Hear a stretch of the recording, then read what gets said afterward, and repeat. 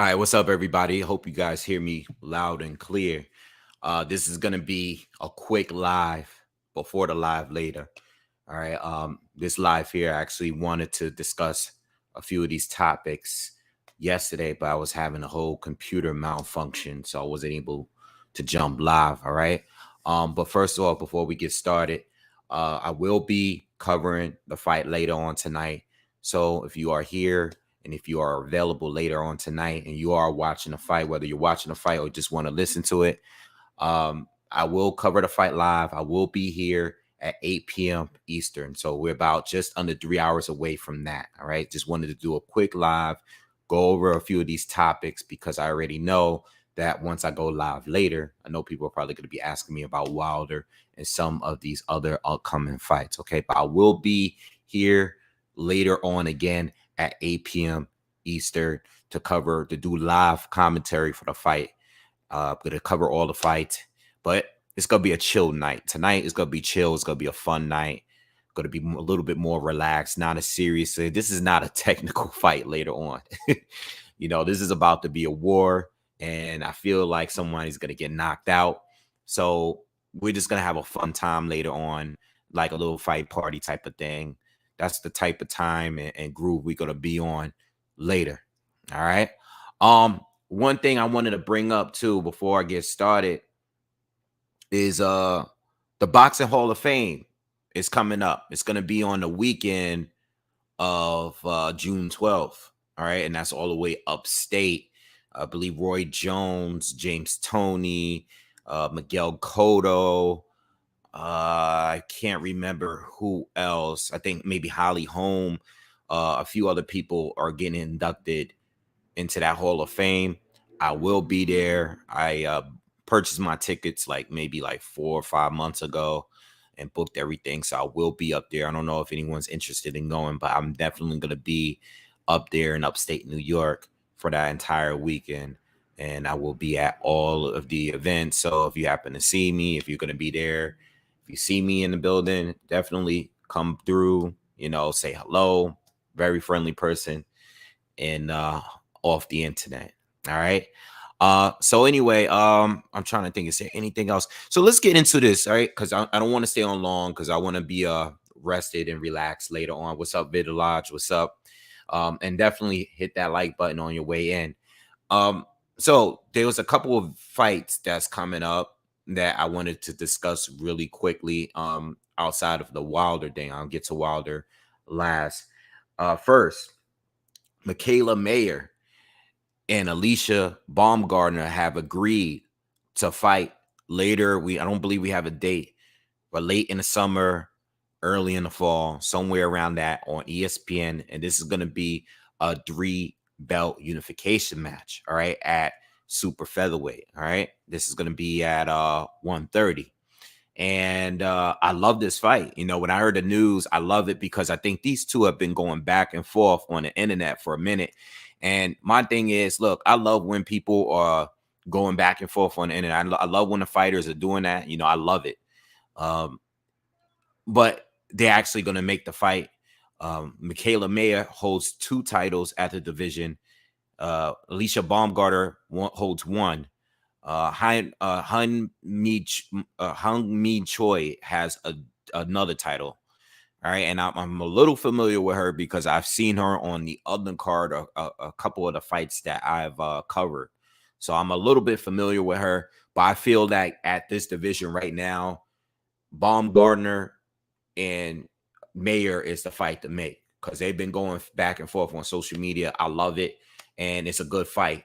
And I like both. You know what I'm saying? I'm definitely rolling with Alicia Baumgardner because I love her, but I like Michaela Mayer too because I've been watching her for a minute, and I like what she brings. And I definitely think this is going to be Baumgardner's toughest fight because I hold Mayer in a much higher place than Terry Harper. That was a great knockout. It was one of the craziest knockouts of the year.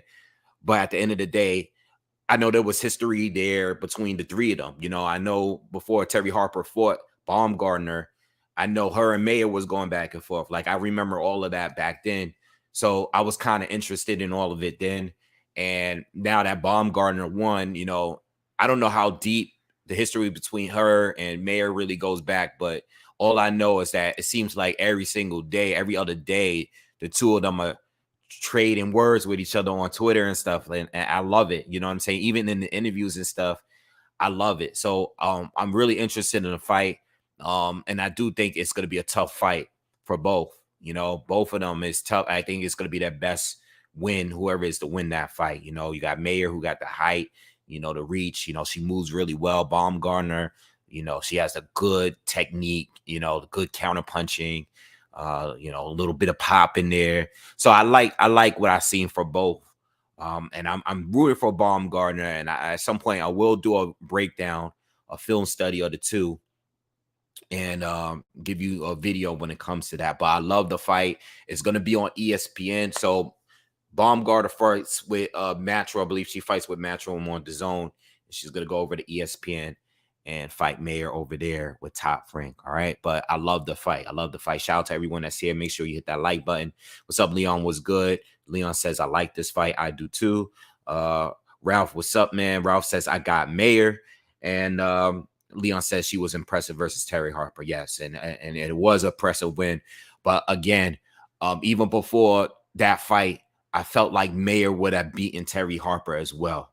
Even when, and I think they'll beat the other champion as well. I think this is the fight to make. I think the only other person that I'm familiar with in that division is Delphine Persoon, and I believe that she's like a silver titleist for Baumgardner's title. So she's tough because she's proven. We already seen her in fights, 2 fights with what's her name? Jesus Christ, I can't even think of her name right now. I'm like the worst when it comes to the names lately. But Delphine Persoon is who Katie Taylor. 2 fights with Katie Taylor. Very, very tough fights with Katie Taylor, especially the first one. I was there that night when Persoon, in my opinion, might have edged Taylor in that first fight. But they ran it back and Taylor got her in a rematch. But anyway, love the fight, man. Love the fights. And we got to keep it going. So Vergil Ortiz is going there. They're targeting a fight with David Avanesyan in April. I'm sorry, not April, in August in Texas. All right. And I love this fight. And I kind of like the way that Ortiz is going because he's been pretty consistent now. Like with his schedule has been pretty tough. He's been fighting nothing but good fighters. And I love it, man. He's been fighting good fighters consistently for a minute. And I think when it comes to these prospects or these younger welterweight fighters, like of course you got Boots Ennis, you got Jesus Christ, I can't make anybody's name today. You got Boots, you got Stanionis, you got Conor Ben. I feel like Ortiz is the most consistent as far as like who he's fighting. You know what I'm saying? And part of that, a lot of that obviously has to do with politics because, everybody wants to fight who they want to fight. Boots has been targeting the champs. He's actually targeting the champs and he's been, verbally willing to fight anybody. He's very confident in the skills. Ortiz is also targeting the champs. He does want the champs as well. Not really looking to fight none of the other prospects, but he's directly targeting the champs. Conor Ben, it's more like a development thing where, he wants to fight the older guys going out their way, guys that's on their way out or guys that are, relevant or lost to some of the other top guys. So Conor Ben is not quite there with like a Ortiz or, a Boots Ennis as far as fighting is super elite. But I like what Ortiz is doing, like as far as his resume, where he was supposed to fight Michael McKenzie earlier this year, but he suffered an injury. Like he had like some kind of muscle cell damage or something like that. So he had to pull out of the fight. He was supposed to fight that guy earlier this year, but everybody on his resume in the past few years has been really, really good. And I really can't complain. Ortiz is one of, I just tweeted about him a few days ago. Like I was just saying, I can't wait to see him come back because it feels like it's been a while. I know he was like active for a minute, fighting every few, 4 or 5 months probably, but it seems like we haven't seen him in the ring for a while. So I'm looking forward to him coming back and getting this fight in against David Avanesyan, who's a vet, who's still good, you know what I'm saying, who's still in his prime. He's already got rid of one of the prospects at welterweight with Josh Kelly. So, we know what he can do. He's had his losses and everything, but he's still a top, probably like a top 10 towards the end of the top 10 of the welterweight guys. All right. And he's active. And that's the fight that Conor Benn should have took. That's the fight that I wanted with Conor Benn. It seems like they didn't really want to make that fight for whatever reason. But I thought that was a fight that would have been good for Conor Benn. And I think they're being very, very careful with Conor Benn right now because he has the name, he has the popularity and stuff like that. But I think they're still trying to develop him a little bit more before they put him in there with the Wolves. You know what I'm saying? So I think with Ortiz, I think they're a lot more confident with Ortiz to put him in there with guys like an Avanesyan. I think they're more confident in putting Boots in there with those kind of guys too. So we might have to wait a little longer with him, but I like what Vergil Ortiz is doing. Like, he's getting busy and he's already highly ranked in a couple of sanctioning bodies. So at some point, he's going to get a title shot anyway. He's like right there, just like Boots. The two of them are like right there, and then you got Stanionis, who I feel is right behind those two. He's right there. He just beat Butayev. He has a big win. So that the welterweight division, like the future of this division, is holding up pretty well, and it looks like it's going to be a good year, a good couple of years, the next couple of years. All right. What's up, Kano Loco? What's up, bro? Who you guys got for the fight, or who you got for the fight later? Let me know in the comments who you got. My man Kano Loco Sports. Make sure for sure that you subscribe to his channel. All right. Been on here for a minute, always showing love. Very good channel. All right.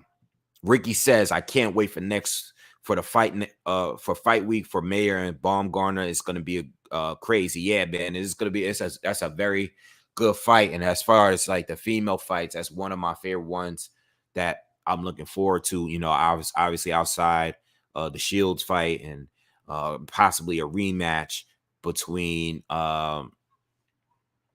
Katie Taylor and Amanda Serrano, right? It's like, the names is like, I must be getting, the age is starting to kick in because the names is just like, I don't even know where they are sometimes. But all right. So look, let's go straight to Deontay Wilder. All right. Let's go into Wilder. I seen that 78 Sports TV and Trail Boxing Talk. They did an interview with him today. I wasn't able to get to it. I had just seen it like maybe pop up on my YouTube thing like maybe like an hour ago. So I didn't get the time to check it out. So I'm sure that there's some answers that some questions that might have been answered in that interview that I just didn't get to. But I'm just going to make a video about Wilder. And I've made so many videos I'm always talking about what Wilder should do moving forward after losses that he had or after certain fights that he had to prepare for certain people. I made plenty of videos like that in the past. So I'm sure whatever I say here, I probably already said it before.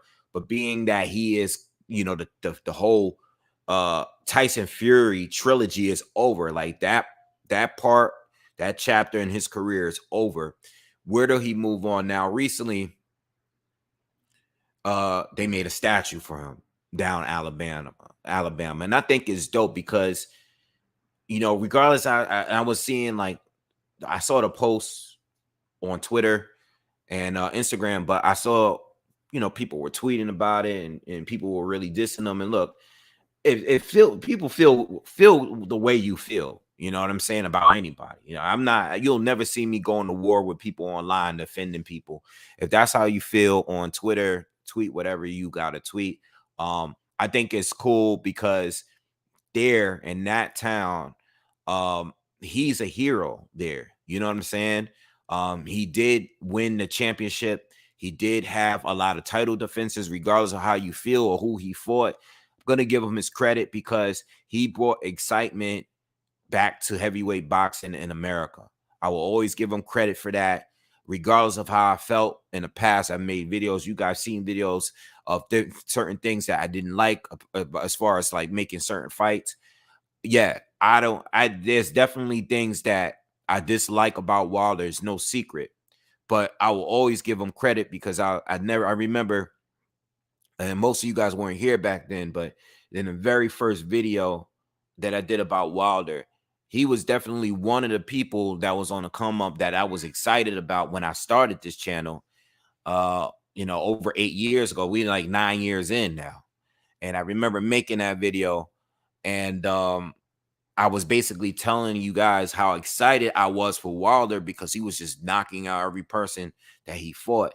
I think my only thing with Wilder was I was just waiting for him to step up, because maybe around this time he was about probably like 27-0 or something like that. Been watching him for a long time, but they created the statue, and he did an interview. Of course, he did multiple interviews there, and I did get a chance to look at some of them.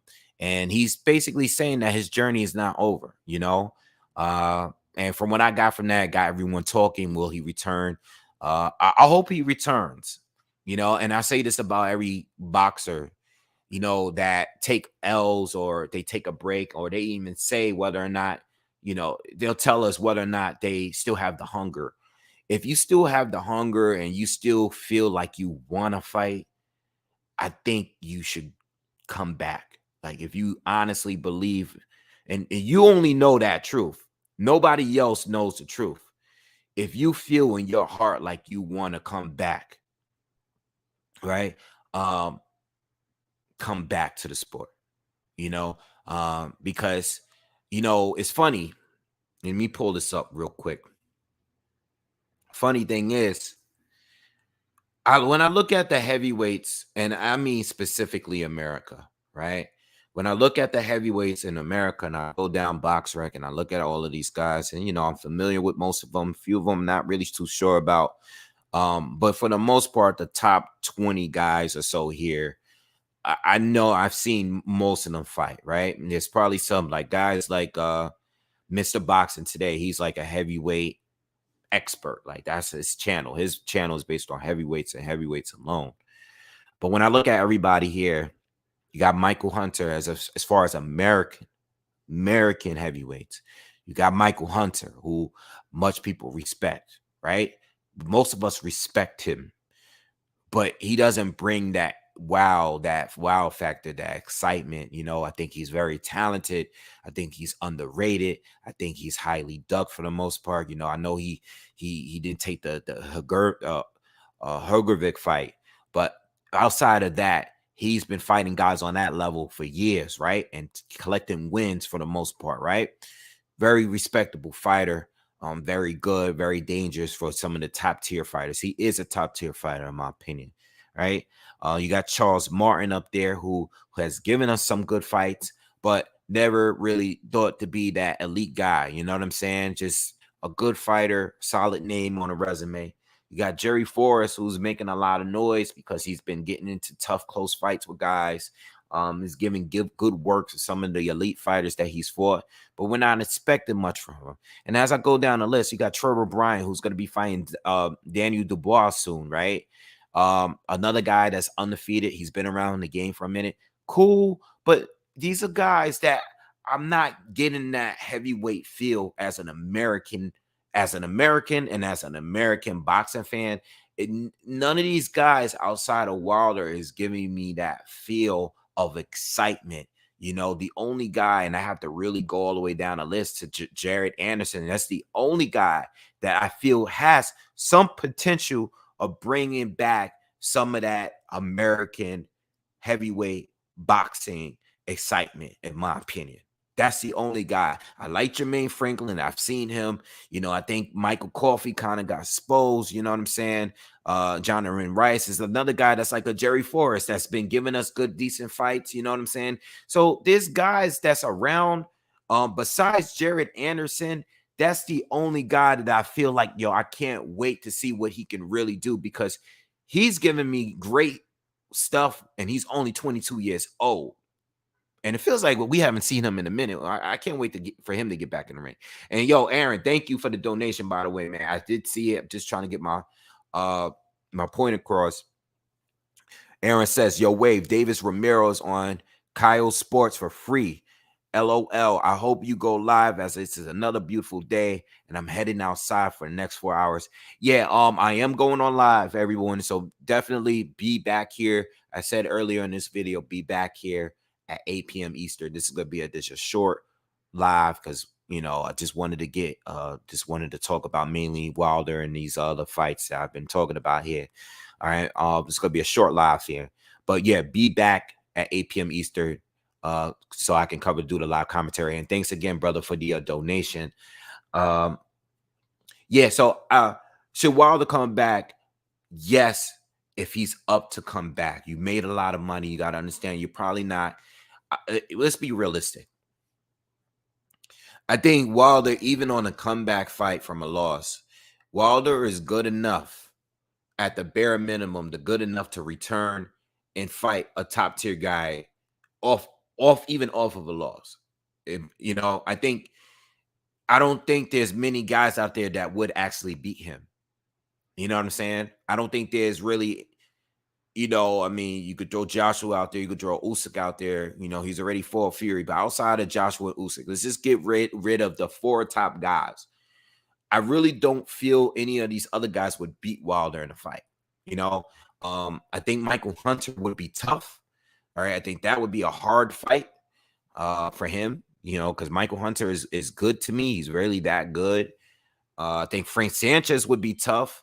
I think certain fights would be tough, but realistically, I expect for him to come back and fight maybe a Robert Helenius.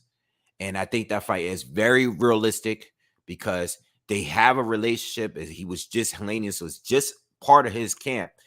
And I would have said Adam Konoski, but Konoski already got beat up and stopped twice. That was a guy that I thought Wilder was going to fight at some point, but Konoski got stopped twice by Helenius, and I just don't think that fight is a thing right now. I think Helenius is a guy that, him and Wilder are very familiar. They prepare for fights. They know each other. And I think that Wilder would probably want to have a bag and give him an opportunity to make some money by fighting him. So if I see Wilder really coming back on a really like a realistic fight, that's a fight you come back to.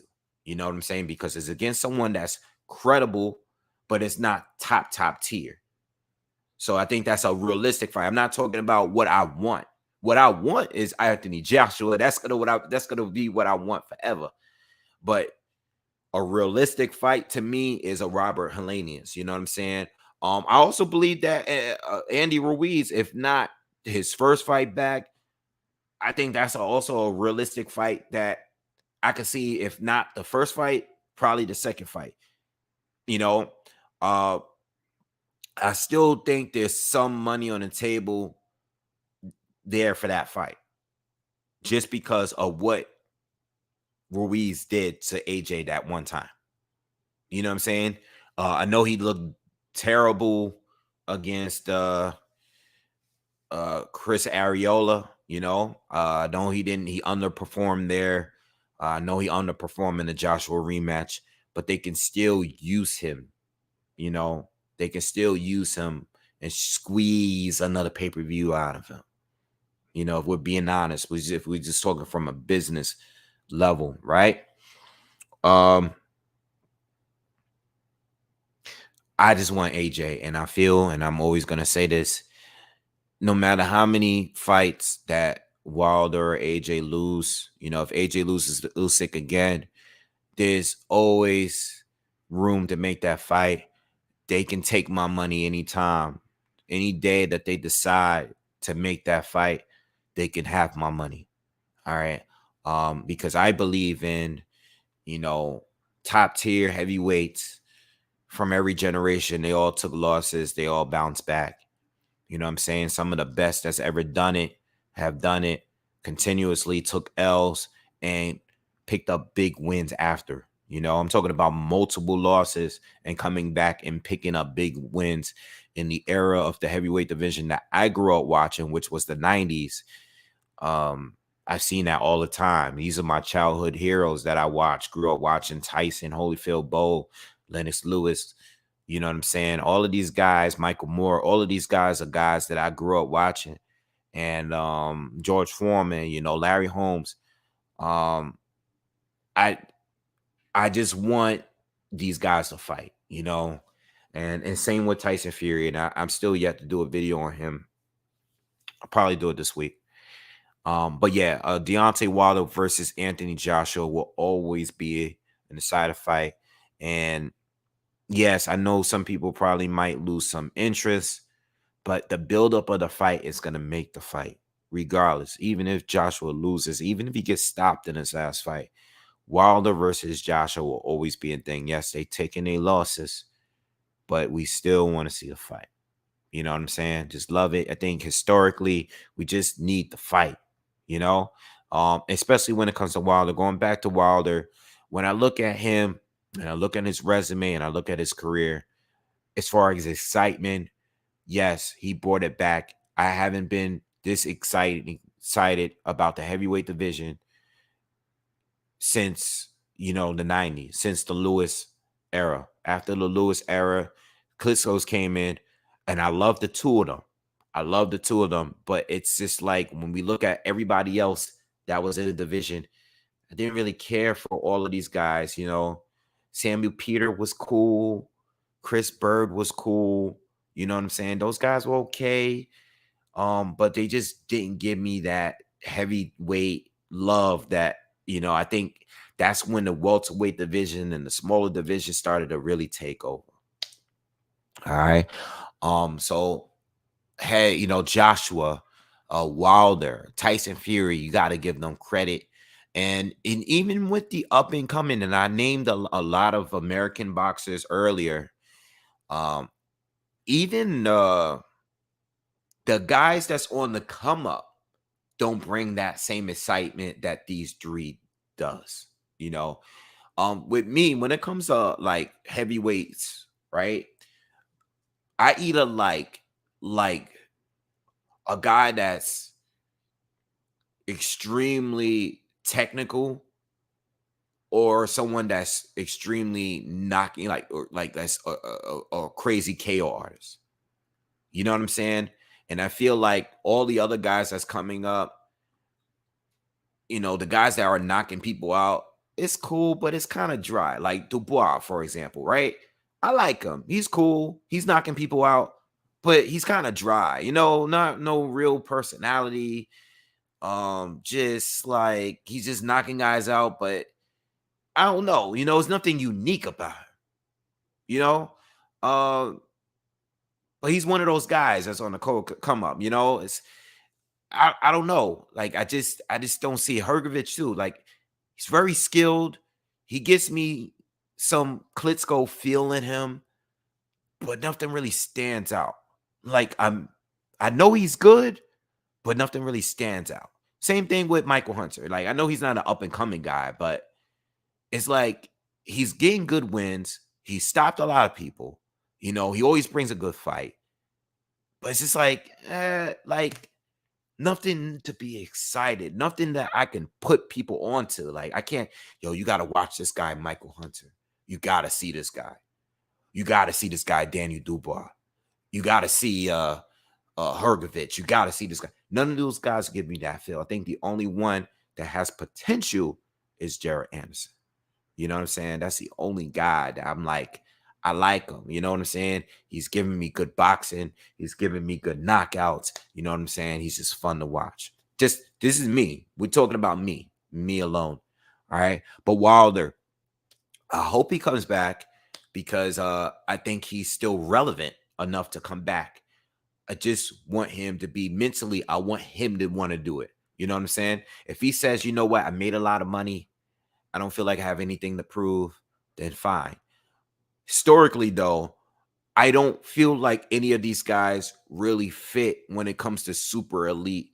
I think Fury, I've said this before, is in the lead, but I still feel like there's some kind of incomplete. Like if he were to stop today, it's still a little bit incomplete as far as being a generational great. I think he's in the lead, but it's not fighting AJ, not fighting Usyk. It's like, okay, I know you beat Wilder and I know you dethroned Klitschko, but you always kind of picked when you wanted to fight, who you wanted to fight. You know, beating Klitschko and taking a layoff, not rematching him, not defending your titles, and then coming back, you fought Wilder, but then now you're going away again. It's just kind of like I know Dillian White was a good fight. Derek Chisora is a good win. Just want to see a little bit more, you know, and that's just me. I just want more when it comes to comparing from to different generations. And the same with Wilder. It's like, all right, you lost to Fury. Your best win is Luis Ortiz, and that's all we really got. You know, Ortiz and Stavern are your two best wins, actual wins, not fights, but actual wins. I don't want to have those conversations on different generations without those. You know, how do I compare you to Frazier? How do I compare you to Marciano? How do I compare you to Larry Holmes? I can't. You know, I can't. Anyway, I'm gonna answer a few questions. I know you guys been on this, been talking and talking and talking. Kano Loco says he got tanked in 6. But this is boxing, and it is boxing, and I agree with you. My prediction was take within 6. You know, yeah. Vitalash says Ortiz should win. Yeah, and I'm expecting him to be Avanesyan, but it's a good fight. It's a very good fight. All right. I still believe that Velasquez was the best one though. All right. I think Avanesyan is just one tiny step below Velasquez. Not only because of Velasquez stopping Avanesyan, but I just feel like Velasquez is a bigger puncher, you know, more dangerous and stuff like that. All right. But I got Ortiz stopping Avanesyan. All right. Jesus Ramos is fighting tonight. Yeah, I like him, man. He's good. He's solid. He's solid. That should be a good fight. That probably is the best undercard fight on this here. All right. Kano says a very informative interview. I'm assuming he's talking about Deontay Wilder and 78 Sports T Trill Boxing talking to him. Leon says, wow, the best case scenario. Joshua loses again to Usyk, and we finally get Wilder Joshua. Still a money fight for both. Yeah, I still think it's $100 million fight, big pay-per-view, all that stuff. Good promotion. I love that fight, man. I don't care when they fight, man. They could both lose their next fights. I don't give a damn. I still want to see that fight. Johnny Ringo says, salute Wave. This is a bit random, but I had a dream a couple nights ago that Wilder knocked out Andy Ruiz.